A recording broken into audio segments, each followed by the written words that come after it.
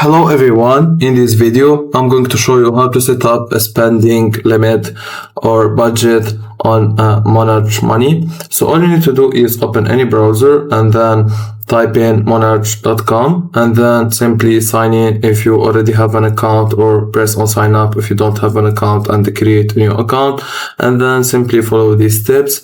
So first, connect your accounts, add your bank, credit card and other financial accounts so Monarch can pull in your transactions. Check your categories, make sure your income and expenses are categorized correctly, especially paychecks and recurring bills. Monarch knows this is important before building your budget.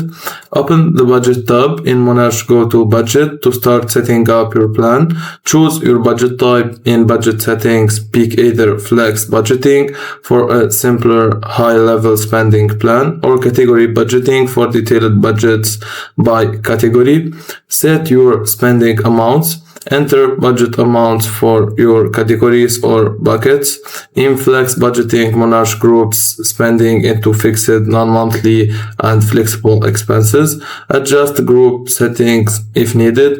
You can budget by grouping or by category from the budget page settings. Review progress during the month. Go back to the budget tab to track spending and adjust if needed.